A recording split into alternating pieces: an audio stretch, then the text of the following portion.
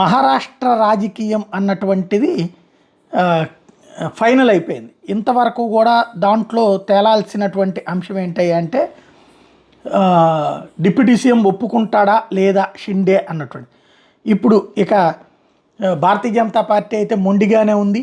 ఏదో షిండే అలకలకి వంగిపోయే పరిస్థితిలో లేదు. రెండో పక్కన వాళ్ళ అబ్బాయిని డిప్యూటీ సీఎం చేయాలి, హోమ్ మినిస్టర్ చేయాలని దానికి ఒప్పుకోలేదు.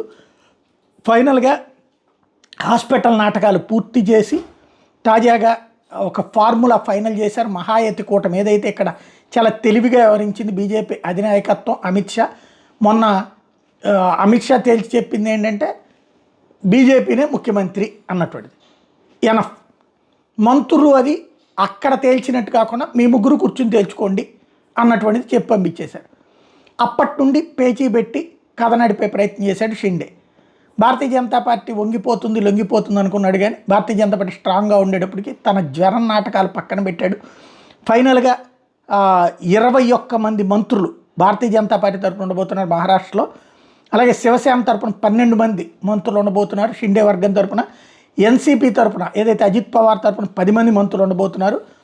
ముఖ్యమంత్రిగా భారతీయ జనతా పార్టీనే క్లియర్. అది హోంమంత్రి, స్పీకర్ ఈ మూడు కూడా భారతీయ జనతా పార్టీ ఉంచుకోబోతుంది. స్పీకరు, హోమ్ మినిస్టరు, ముఖ్యమంత్రి పదవి. శివసేనకి డిప్యూటీ సీఎం ఇస్తున్నారు, అర్బన్ డెవలప్మెంట్ ఇస్తున్నారు. అట్లాగే లెజిస్లేటివ్ కౌన్సిల్ అంటే శాసన మండలి స్పీకర్ అవకాశం శివసేనకి ఇస్తున్నారు షిండే వర్గానికి. రెవెన్యూ శాఖ వాళ్ళకి ఇవ్వడానికి ఒప్పుకున్నారు. అంటే బీజేపీ తను ఆర్థిక శాఖ, హోంశాఖ, రెవెన్యూ అనుకుంది. రెవెన్యూ వదులుకోవడానికి సిద్ధపడింది.